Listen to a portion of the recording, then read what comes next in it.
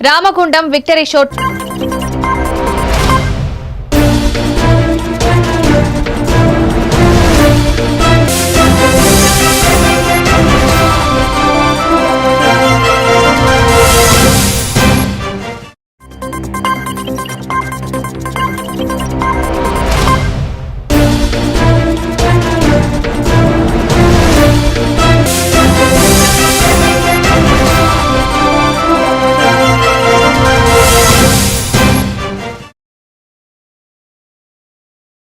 Priyanka details చూస్తే Medak parliament పరిధిలో రాబోయే అన్ని ఎన్నికల్లోనూ భారతీయ జనతా పార్టీ సత్తా చాటుతుందని మెదక్ ఎంపీ రఘునందన్ రావు ధీమా వ్యక్తం చేశారు. మెదక్ జిల్లా వ్యాప్తంగా బీజేపీ మద్దతుతో గెలుపొందిన సర్పంచ్లు, ఉప సర్పంచ్లు, వార్డు సభ్యులకు ఆయన ఘనంగా సన్మానం నిర్వహించారు. ఈ సందర్భంగా మాట్లాడిన ఎంపీ రాజకీయాల్లో గెలుపోటములు సహజమన్నారు. ఈ రోజు సర్పంచ్లుగా ఓడిన వారే రేపు ఎంపీటీసీ, జెడ్పీటీసీ స్థాయిలో విజయం సాధించే అవకాశాలుంటాయన్నారు. తన రాజకీయ ప్రస్థానాన్ని ఉదాహరణగా పేర్కొన్న రఘునందన్ రావు దుబ్బాక ఎమ్మెల్యేగా ఓడిపోయినప్పటికీ ప్రజలు తనను మెదక్ ఎంపీగా లోక్సభకు పంపించారని గుర్తు చేశారు.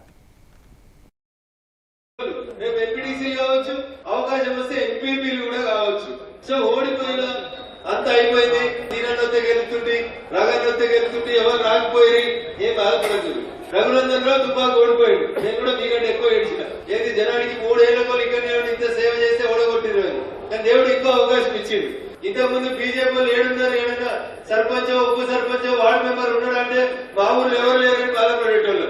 మెదక్ పార్లమెంట్ నా 10 ఇయర్ పూర్తయ్యేసరికి ప్రతి ఊర్లో భారతీయ జనతా పార్టీ నాయకుడు ఒకరు ప్రజాప్రతినిధి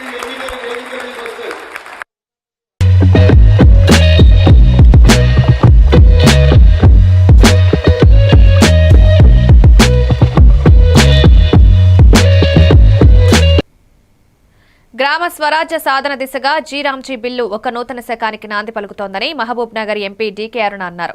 ఈ బిల్లు ద్వారా వికసిత్ భారత్ లక్ష్యంగా గ్రామీణ ఉపాధి పనులు మరింత విస్తృతంగా, ప్రభావవంతంగా అమలవుతాయన్నారు. గ్రామీణ ప్రాంతాల్లో ఉపాధి అవకాశాలు పెరిగి పేద కుటుంబాలకు ఆర్థిక భరోసా మరింత బలపడుతుందని తెలిపారు. వ్యవసాయ పనులు జరిగే 60 రోజులు మినహాయించి మిగిలిన రోజుల్లో 125 రోజులు ఉపాధి పనులు కల్పించే విధంగా ఈ బిల్లును రూపొందించినట్లు తెలిపారు. రోజ్గార్ అండ్ అజీవిక్ మిషన్ గ్రామీణ్ అంటే గ్రామాల లోపల అందరికీ ఉపాధి కల్పించడము, ప్రతి ఒక్కరికి కూడా పనులు కల్పించి ఉపాధి కల్పించి ఆ గ్రామాభివృద్ధితో పాటు ఎవరైతే అన్ఎంప్లాయిడ్ ఉన్నారో వాళ్ళకు కూడా ఉపాధి కల్పించేటటువంటి కార్యక్రమం ఇంకా బ్రహ్మాండంగా చేయాలని, ఇంకా గొప్పగా చేయాలనేటువంటి లక్ష్యంతో జీరాంజీ బిల్లు 2025 తీసుకురావడం జరిగింది. రైతుల పంట వేసే సమయంలో కానీ, నాట్లప్పుడే కానీ, కోతలప్పుడే కానీ, నాట్లప్పుడే కానీ ఒక 60 డేస్ దీనికి బ్రేక్ ఇవ్వాలని దీంట్లో ఉన్నటువంటిది. ఇంతవరకు 100 రోజులు పని మాత్రం కల్పించేటోళ్ళు 25 రోజుల పని దినాలను పెంచడం జరిగింది.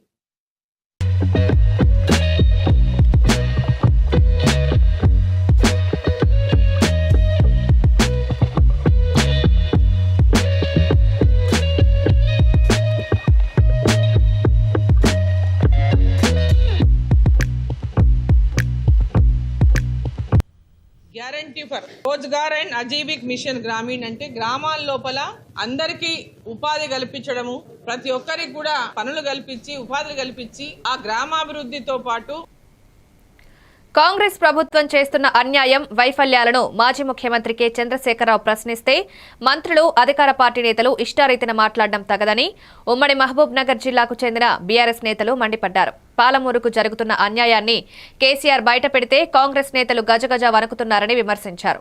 ప్రజల సమస్యలను ప్రశ్నిస్తే సమాధానం చెప్పాల్సిన బాధ్యత వదిలేసి వ్యక్తిగత విమర్శలకు దిగడం సరికాదన్నారు. ఈ సందర్భంగా మాజీ మంత్రి శ్రీనివాస్ గౌడ్ మాట్లాడుతూ మంత్రులు కనీస అవగాహన, విజ్ఞత లేకుండా మాట్లాడడం తగదన్నారు. 10 ఏళ్ల బీఆర్ఎస్ పాలనలో పాలమూరు పచ్చబడలేదా అని ప్రశ్నించారు.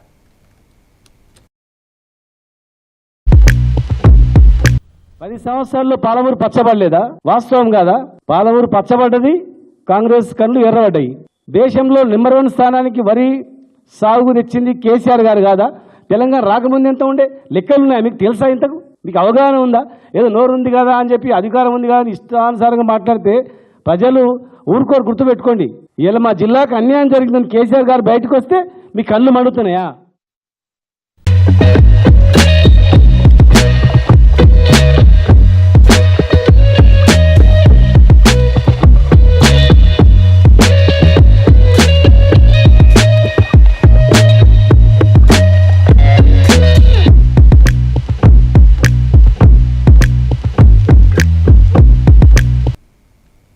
ఐక్యంగా కూటమి నేతలు ప్రజల ముందుకు వెళ్లేందుకు అటల్ మోదీ యాత్ర ఎంతో దోహదపడిందని బీజేపీ రాష్ట్ర అధ్యక్షుడు మాధవ్ అన్నారు. అటల్ మోదీ సుపరిపాలన యాత్ర రాష్ట్ర వ్యాప్తంగా విజయవంతంగా కొనసాగిందని, అన్ని ప్రాంతాల్లో ప్రజల నుంచి సానుకూల స్పందన లభించిందన్నారు.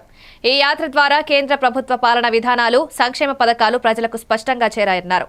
యాత్ర సందర్భంగా గ్రామాలు, పట్టణాల్లో ప్రజలు పెద్ద సంఖ్యలో పాల్గొని తమ సమస్యలు, అభిప్రాయాలను కూటమి నేతలతో పంచుకున్నారని తెలిపారు.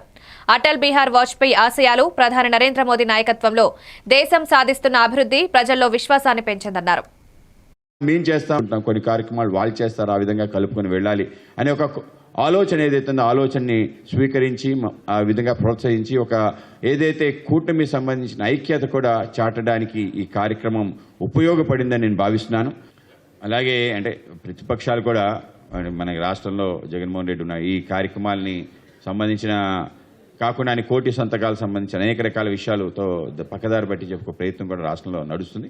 కనుక పచ్చగా ఉంటే కొందరు ఊరుకోలేరు, ఆ విధమైన పరిస్థితి కూడా ఉంది. కానీ ఈ యాత్ర ద్వారా ఒక సమైక్య స్ఫూర్తి రగిల్చడం, తప్పనిసరిగా కొన్ని లోటుపాట్లు ఉన్నాయి, వాటిని కూడా సరిదిద్దుకొని ముందుకెళ్తాం. ఆ విధంగా వెళ్ళడానికి కూడా మాకు యాత్ర దోహదపడిందని మీకు తెలియజేస్తున్నాను. రేపు ఈ యొక్క యాత్రకి ఒక అద్భుతమైన ముగింపులా మన యొక్క అమరావతిలో అనేక రకాల నిర్మాణాలు జరుగుతున్నాయి, కానీ ఎవరి విగ్రహం కూడా అమరావతిలో లేదు. అమరావతిలో వచ్చే మొట్టమొదటి విగ్రహం అది కూడా అటల్ బిహారీ వాజ్పేయి గారిది రావటం, దాంట్లో ముఖ్యమంత్రి గారి చొరవ, ఆయన తీసుకున్న ఏదైతే ఒక నిర్ణయం అద్భుతమైంది. ఆ విధంగా ఆయన అటల్ స్మృతివనం అని చెప్పి ఒక 3 ఎకరాల స్థలాన్ని కేటాయించడం, దాంట్లో ఒక అద్భుతమైన విగ్రహాన్ని సుమారు 13 అడుగుల అటల్జీ యొక్క విగ్రహ ఆవిష్కరణ కార్యక్రమంతో రీజనల్ రింగ్ రోడ్డు పేరుతో తెలంగాణలో పేద రైతుల భూములను లక్ష్యంగా చేసుకుని స్వాధీనం చేసుకుంటున్నారని బీఆర్ఎస్ ఎమ్మెల్సీ కల్వకుంట్ల కవిత తీవ్ర ఆరోపణలు చేశారు. పెద్దల భూములను పక్కన పెట్టి పేదల భూములను తీసుకుంటున్నారని మండిపడ్డారు. తెలంగాణలోని 8 జిల్లాల్లో ఇదే తరహా విధానం కొనసాగుతోందన్నారు. ఆర్ఆర్ఆర్ కారణంగా చౌటుప్పల్ పట్టణం 2 ముక్కలవుతుందని ఆందోళన వ్యక్తం చేశారు. రాయగిరి ప్రాంత రైతులు ఇప్పటికే అనేక సార్లు తమ భూములను త్యాగం చేశారని గుర్తు చేశారు. అయినప్పటికీ మళ్లీ అదే రైతులపై భారం మోపడం అన్యాయమన్నారు. జిల్లా భువనగిరి జిల్లా. మరి ఇక్కడ భువనగిరి కోటను కొట్టడానికి ఎంతో మంది శతవిధాల ప్రయత్నం చేసినా కూడా హస్తగతం కాకుండా ప్రజలు మెచ్చిన అనేక మందిని మరి ఇక్కడ పరిపాలనలో కూర్చోబెట్టినటువంటి జిల్లా భువనగిరి జిల్లా.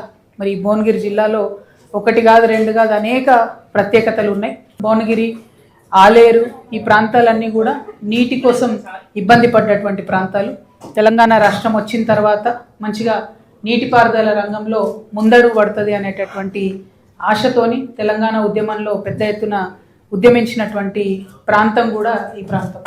మరి నీటి కాలువలను కూడా నిన్న సందర్శించడం జరిగింది, వాటి మీద కూడా మేము డీటెయిల్డ్గా మాట్లాడతాం.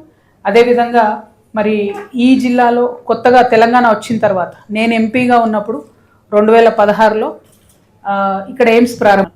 ఎట్ ద సేమ్ టైం నేను మంత్రి గారిని ఇంకొక మాట కూడా డిమాండ్ చేస్తున్నాను. ఎయిమ్స్లో చాలా జాబ్స్ వచ్చేటటువంటి ఆస్కారం ఉంది. మినిమం 12 నుండి 1500 జాబ్స్ కొత్తగా క్రియేట్ అయ్యేటటువంటి ఆస్కారం ఉంది. ఇందులో మెజారిటీ అట్లీస్ట్ 80% మన తెలంగాణ బిడ్డలకు వచ్చే విధంగా ప్రయత్నం చేయాలని చెప్పి నేను మంత్రి గారిని కోరుతా ఉన్నాను. అన్ని రకాల జీవోలు ఉన్నాయి, అన్ని రకాల సపోర్టింగ్ మెటీరియల్ ఉంది. లోకల్ జాబ్స్ డిమాండ్ చేసేటటువంటి హక్కు మనకున్నది. కొన్ని ఎగ్జామ్స్ రాసేట వాటిలో అయినా సరే ప్రిఫరెన్స్ ఇవ్వచ్చు, ఎగ్జామ్స్ లేకుండా.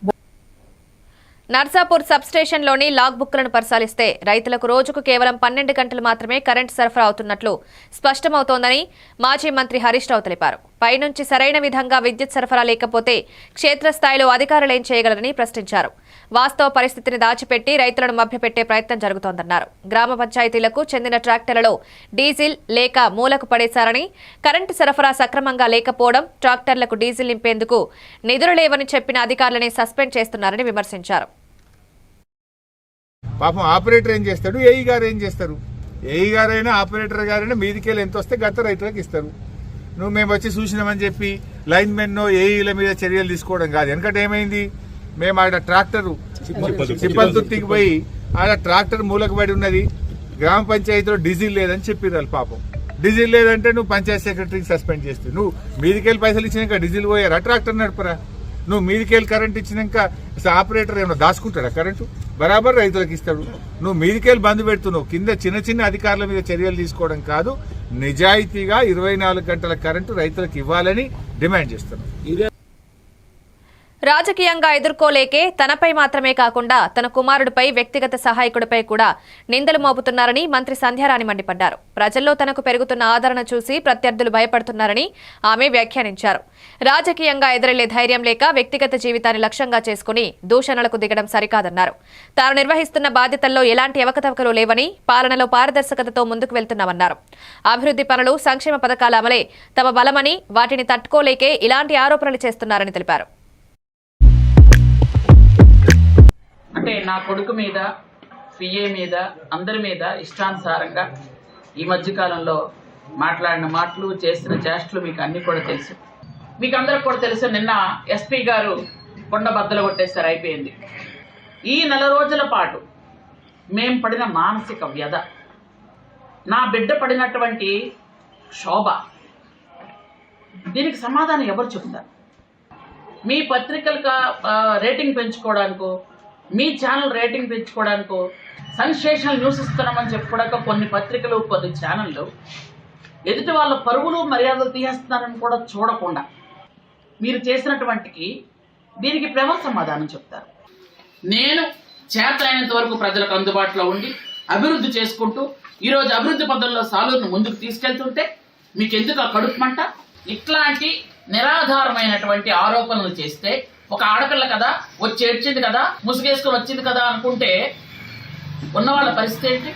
మీ వేషాలు, మీ వెకిలి పనులనెన్నో చిన్నపిల్లల మీద చూపిస్తారా? అంటే మనుషులు బ్రతకడం, మనుషులు ఎదుగుదల ఉండటం మీరు నోచుకోలేరన్నమాట, ఓర్చుకోలేరన్నమాట. ఆమెకి ఎవరెవరు ఫోన్ చేసి సహాయం చేశారో అంతా లిస్ట్ వస్తుంది. లిస్ట్ వచ్చిన తర్వాత ఎవరిని విడిచిపెట్టే ప్రసక్తి లేదు. అందరికీ ఆ చట్టం ద్వారా, న్యాయం ద్వారా ఖచ్చితంగా. తెలుగుదేశం పార్టీతోనే క్రిస్టియన్ మైనారిటీలకు నిజమైన సంక్షేమం సాధ్యమని ఎమ్మెల్యే బూర్ల రామాంజనేయులు స్పష్టం చేశారు. అమరావతిలోని ఎన్టీఆర్ భవన్ నుంచి నిర్వహించిన మీడియా సమావేశంలో ఆయన మాట్లాడారు. తెలుగుదేశం హయాంలో క్రిస్టియన్ మైనారిటీలకు విద్య, ఉపాధి, సంక్షేమ పథకాల్లో సముచిత ప్రాధాన్యమిచ్చామన్నారు. ప్రస్తుత పాలనలో మైనారిటీలకిచ్చిన హామీలు అమలు కావడం లేదని విమర్శించారు. క్రిస్టియన్ సంక్షేమం పేరుతో రాజకీయ లబ్ధి పొందే ప్రయత్నాలు జరుగుతున్నాయని, కానీ వాస్తవంగా వారికి ఉపయోగపడే కార్యక్రమాలు లేవన్నారు. గతంలో టీడీపీ ప్రభుత్వం స్కాలర్షిప్లు, ఆర్థిక సహాయం, సంస్థలకు మద్దతు అందించిందని గుర్తు చేశారు. అదే క్రిస్టియన్ భవన్ 2019లో చంద్రబాబు నాయుడు గారు ఈ రాష్ట్రానికి, విడిపోయినటువంటి ఒక రాష్ట్రానికి క్రైస్తవుల యొక్క మనోభావాలని అద్దం పట్టే విధంగా ఒక క్రిస్టియన్ భవన్ నిర్మాణం జరగాలని ఆనాడే 16 కోట్ల రూపాయలు మంజూరు చేస్తే, గుంటూరు నడిబొడ్డునున్నటువంటి ఆ క్రైస్తవ భవనాన్ని ఆ తర్వాత వచ్చినటువంటి మరి ఆయన ఇచ్చినటువంటి మాట మేరకు ఈరోజు దాదాపుగా 8,427 మంది ఫాస్టర్లకి 51 కోట్ల రూపాయలు, ఒక్కొక్కరికి 5,000 రూపాయల చొప్పున మనకు వాళ్ళకి డబ్బులు ఇవ్వడం అనేటువంటిది కూడా జరుగుతూ ఉంది. ఇంతేకాకుండా గతంలో మనం దాదాపుగా 3,563 మందికి 20 కోట్ల రూపాయలు ఖర్చు పెట్టాం, సబ్సిడీలతో కూడినటువంటి రుణాలు. ఇప్పుడు కూడా 1,00,000 రూపాయలకు తక్కువ కాకుండా సబ్సిడీ ఇస్తూ 2,50,000 వరకు బ్యాంకు రుణంతో కలిపి, అదేవిధంగా క్రైస్తవ సోదర కుటుంబాల్లో తల్లికి వందనం పథకంలో ఎంతమంది పిల్లలు చదువుతూ ఉంటే అంతమంది పిల్లలకి 15,000 రూపాయల చొప్పున ఆర్థిక సహాయం అందించడం అనేటువంటిది కూడా జరుగుతూ ఉంది. అంతేకాకుండా 3 సిలిండర్లు ఉచితంగా ఇవ్వడం, ఆర్టీసీ ప్రయాణాన్ని ఉచితం చేయడం. వైసీపీ అధినేత వైఎస్ జగన్మోహన్ రెడ్డి పాలనలో తిరుమలలో మహాపాపాలు జరిగాయని మంత్రి బీసీ జనార్దన్ రెడ్డి తీవ్రస్థాయిలో ఆరోపించారు. అమరావతిలోని ఎన్టీఆర్ భవన్ నుంచి నిర్వహించిన మీడియా సమావేశంలో ఆయన ఈ వ్యాఖ్యలు చేశారు. తిరుమల తిరుపతి దేవస్థానాల పరిపాలనలో ఎన్నడూ లేని విధంగా అక్రమాలు, అవ్యవస్థలు చోటు చేసుకున్నాయని అన్నారు. టీటీడీ వంటి పవిత్ర సంస్థను రాజకీయ ప్రయోజనాల కోసం ఉపయోగించారని, భక్తుల విశ్వాసాన్ని దెబ్బతీసేలా నిర్ణయాలు తీసుకున్నారని విమర్శించారు. లడ్డూ తయారీ నుంచి పరిపాలన వరకు అనేక అంశాల్లో అవినీతి జరిగిందన్న ఆరోపణలు వెల్లువెత్తాయని గుర్తు చేశారు. ఈ వ్యవహారాలపై ప్రభుత్వం సరైన సమాధానాలు ఇవ్వకుండా తప్పించుకుంటోందన్నారు. ప్రజలందరూ కూడా అనుకుంటా ఉన్నారు, ఈ పరిపాలనలో ఈరోజు డిఎస్సి కావచ్చు, పోలీస్ కానిస్టేబుల్ కావచ్చు, అదేవిధంగా మొన్న జరిగిన సిఐఐలో కోట్ల రూపాయలు పెట్టుబడులు రావడం జరిగింది. సిఐఐ సదస్సులు ఏదైతే కోట్ల రూపాయలు ఈరోజు వస్తే యావత్ దేశం కూడా మన సైడ్ చూస్తూ ఉంది. ఆంధ్రప్రదేశ్ పురోగతి చెందుతూ ఉంది. ఈరోజు మళ్ళీ పెట్టుబడులు పెట్టాలి. పెట్టుబడులు పెట్టడానికి ఒక బ్రాండ్ అంబాసిడర్ అయినటువంటి శ్రీ నారా చంద్రబాబు నాయుడు గారు, అదేవిధంగా మా యువ నాయకుడు ఐటీ మంత్రి అయినటువంటి శ్రీ లోకేష్ బాబు గారి వలన ఈరోజు విదేశాలకు వెళ్ళి మా రాష్ట్రానికి రండి, మీకు కావాల్సినటువంటి వనరులన్నీ కూడా చూపిస్తాము, మా వనరులు మీకు గత ప్రభుత్వం మాదిరిగా కాదు, సింగిల్ విండో కిందనే మేమంతా కూడా అనుమతులు ఇస్తున్నామని చెప్పినప్పుడు మీరు ఆసుపత్రులు గిన టెండర్లు వేసేస్తే మీకు గీన వచ్చిన తర్వాత 2 నెలల లోపలనే మిమ్మల్ని లోపలికేస్తామంటున్నారు. అసలు ఒక ముఖ్యమంత్రిగా ఉండి, ఒక మాజీ ముఖ్యమంత్రిగా ఉండి పనిచేసినటువంటి మీరు ఈ విధంగా బావడం ప్రజలందరూ కూడా. సిద్దిపేట జిల్లా కాంగ్రెస్ పార్టీలో వర్గపోరు అధికంగా ఉందని, ఈ పరిస్థితి పార్టీకి తీవ్ర నష్టం కలిగిస్తోందని మంత్రి వివేక్ వెంకటస్వామి కీలక వ్యాఖ్యలు చేశారు. వేర్వేరు గ్రూపుల మధ్య గోలను పక్కకు పెట్టి ఐక్యంగా పనిచేయాలని తాను విజ్ఞప్తి చేస్తున్నానన్నారు. వర్గపోరు వల్ల కాంగ్రెస్ బలహీనపడుతుందని, అదే సమయంలో బీఆర్ఎస్ కు రాజకీయ లాభం చేకూరుతుందన్నారు. గత 10 ఏళ్లుగా బీఆర్ఎస్ పాలనలో హరీష్ రావు మంత్రిగా ఉండి ఎక్కువ నిధులను సిద్దిపేటకి తీసుకువెళ్లారని వివేక్ విమర్శించారు. దాంతో దుబ్బాక నియోజకవర్గం అభివృద్ధిలో వెనుకబడి ఉందని పేర్కొన్నారు. మనము కొంచెం అడ్జస్ట్ చేసుకొని, ఇవాళ పొద్దున్నే నా దగ్గర 2 వచ్చింది. నేను మొన్న ఎలక్షన్లో చెప్పినారే, ఒకళ్ళు సర్పంచ్ తీసుకోండి, ఒకళ్ళు ఎంపీటీసీ తీసుకొని వినలేదు. సో ఒకళ్ళు ఎట్లా ఓడిపోతారు. ఓడిపోయినప్పుడు టీఆర్ఎస్ వస్తే ఏం లాభం? లాభమే లేదు.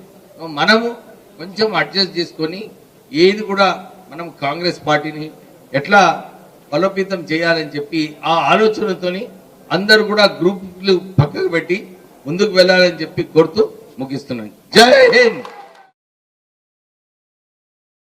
గ్రూపిజం వలన టిఆర్ఎస్ కి లాభం పొందుతుంది, మనకు రాదు. అల్టిమేట్లీ టిఆర్ఎస్ వస్తే ఏం లాభం అయ్యా? కాంగ్రెస్ ప్రభుత్వానికి బీజేపీ ఎంపీ బండి సంజయ్ కఠిన హెచ్చరిక జారీ చేశారు. రాష్ట్రంలోని గ్రామ పంచాయతీలకు 1 రోజులలోపే నిధులు విడుదల చేయాల్సిందేనని డెడ్లైన్ పెట్టారు.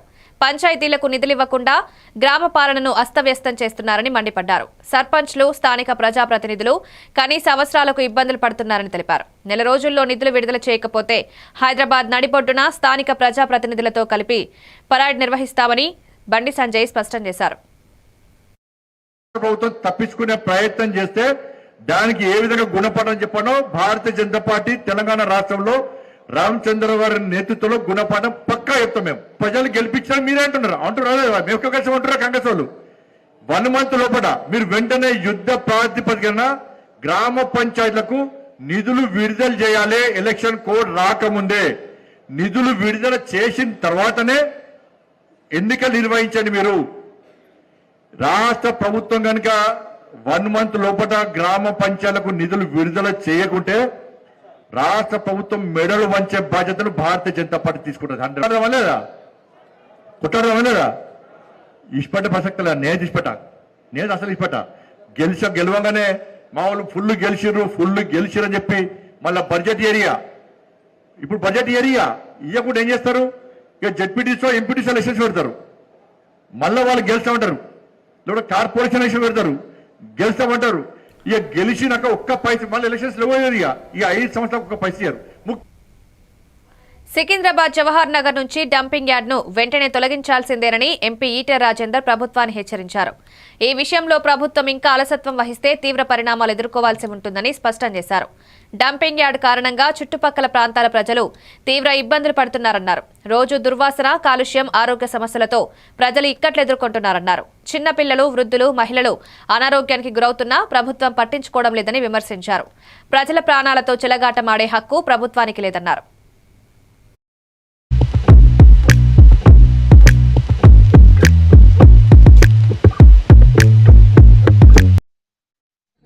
కోట్ల జనాభా చెత్తనంతా కూడా ఇవాళ జవహర్ నగర్, బాలాజీ నగర్ డంప్ యార్డ్ లో వేసి లక్షలాది మంది ప్రజల జీవితాలతో చెలగాట జలాలన్నీ కూడా నాశనం అయిపోయినాయి. ఉన్న గొలుసుకాటు చెరువులలో పక్షులు నీళ్లు తాగని పరిస్థితి వచ్చింది, చేపలు బతకని పరిస్థితి వచ్చింది. ఇవాళ మనుషులకైతే స్నానం చేయడానికి ఆ నీళ్లు వాడితే బొబ్బలు వచ్చే పరిస్థితి ఉన్నది. ఇవాళ నేను స్వయంగా దేశ ప్రధానమంత్రి గారికి, దేశ ప్రధాన న్యాయమూర్తి గారికి, అదేవిధంగా మా పర్యావరణ శాఖ మంత్రి గారికి, ఈ రాష్ట్ర ముఖ్యమంత్రి గారికి, జిహెచ్ఎంసీకి ఇవాళ నేను కూడా ఉత్తరాలు రాష్ట్ర తప్పకుండా ఒకవేళ ప్రభుత్వం కనుక స్పందించకపోతే మా బాలాజీ నగరు, జవహర్ నగర్ చుట్టుపక్కల ప్రాంతాల ప్రజల జీవితాలతో చెలగాటపడే ప్రయత్నం చేస్తే ఒక ఉద్యమంలాగా మళ్ళా వెల్లువెత్తేటువంటి ఆస్కారం ఉందని చెప్పి హెచ్చరిస్తారు. శ్రీహరికోట నుంచి భారత్ మరో చరిత్రాత్మక ఘన విజయాన్ని నమోదు చేసింది. భారత అంతరిక్ష పరిశోధన సంస్థ ఇస్రో మరో అద్భుతాన్ని సాకారం చేసింది. ఈ రోజు ఉదయం 8:55 తిరుపతి జిల్లా సుల్లూరుపేట సమీపంలోని సతీష్ ధవన్ స్పేస్ సెంటర్ నుంచి బాహుబలి రాకెట్ LVM-3 M6 విజయవంతంగా నింగిలోకి దూసుకువెళ్లింది. అమెరికాకు చెందిన భారీ కమ్యూనికేషన్ ఉపగ్రహం బ్లూబర్డ్ బ్లాక్ 2ను మోసుకువెళ్లిన ఈ రాకెట్ కేవలం 15 నిమిషాల్లోనే 3 దశల్లో తన ప్రయాణాన్ని విజయవంతంగా పూర్తి చేసింది. సుమారు 6100 కిలోల బరువు గల ఈ ఉపగ్రహం ఇస్రో చరిత్రలోనే అత్యంత భారీ వాణిజ్యోపగ్రహంగా రికార్డు సృష్టించింది. और इस दौरान यह लगभग 6000 किलो न्यूटन प्रणुद उत्पन्न कर रहे हैं. 200 boosters. Both S200 motors separated. Just now we have had a confirmation of the separation of the two S200 boosters. Range operation निदेशक द्वारा इसकी पुष्टि की गई. दोनों S200 बूस्टर को यान से पृथक कर दिया गया है. इसमें लगे जेटस्निंग मोटर की मदद से उसे यान से सफलतापूर्वक और सुरक्षापूर्वक पृथक कर दिया जाता है. We are 160 seconds into the flight. Current altitude 104 kilometers. Kilometre की ऊंचाई पर प्राप्त कर चुका है और वर्तमान में यान क्लोज लूप गाइडेंस के अंतर्गत स्वतः दिशा निर्धारण कर रहा है. The closed loop guidance has been initiated for LVM-3 launch vehicle. ఇవి అప్డేట్స్. కీప్ వాచింగ్ ఎవన్ టీవీ న్యూస్.